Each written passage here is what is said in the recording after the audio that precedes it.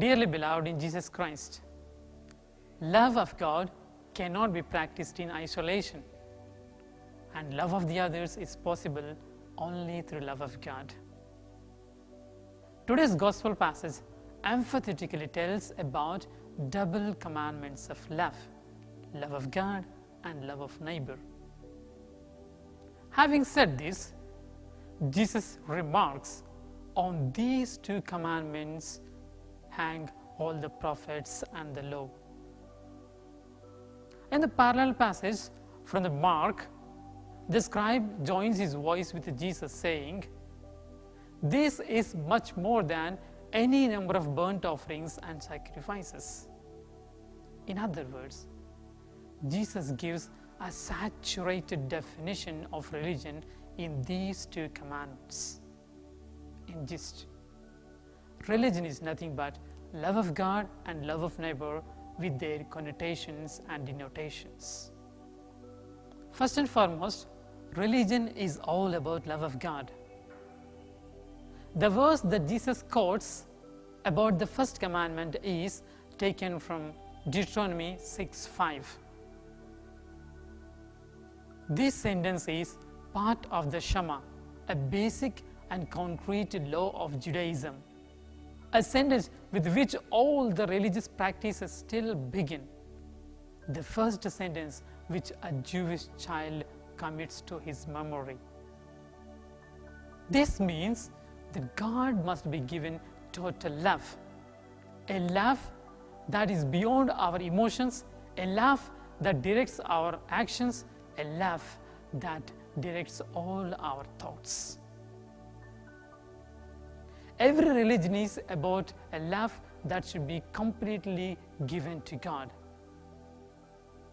That's why the psalmist says in Psalm 103, verse 1, we must love God with all that is within us. First letter of John, chapter 4, verses 19, gives a beautiful reason why we have to love God. It tells, we have to love God because God has loved us first. Therefore, our love towards God is a response to God's love, and also it is a responsibility towards the love of the other. Dear brothers, the second commandment is taken from the book of Leviticus, chapter 19, verses 18. Love of God should be issued in love of men. But one should know which commandment is the first one, whether the love of God or love of neighbor. Every Christian must know that love of God is the first and love of the neighbor is the second.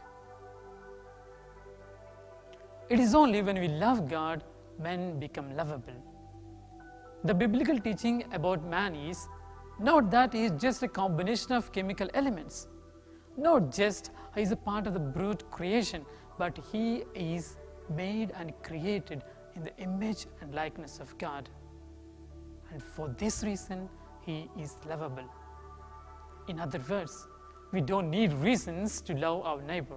He is lovable just because he is a human being just like you and me. Therefore, one cannot be a true Christian if he or she fails to love his brother from his heart. St. Paul, speaking about love of the other, he says, no one should hold on to any other debt than the debt of continuing love towards one another. For one who loves his brother fulfills the law.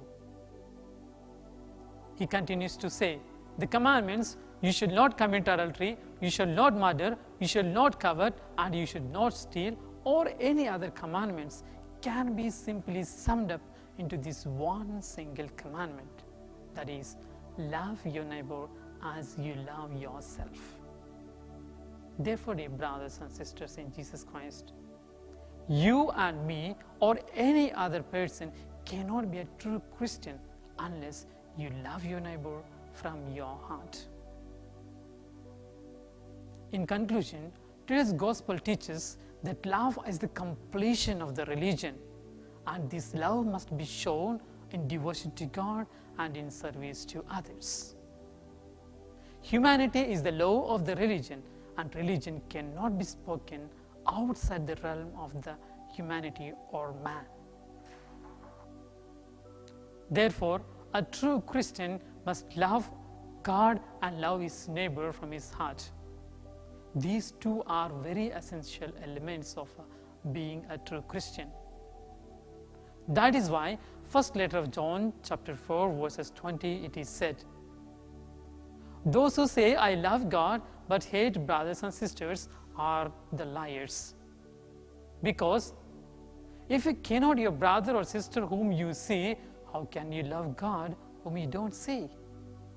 Therefore, you become a liar and a false self when you don't love your brother from your heart." Therefore, dear brothers and sisters, today's gospel passage is an invitation for all of us to love our God and love our brother from our heart. Let God bless us all.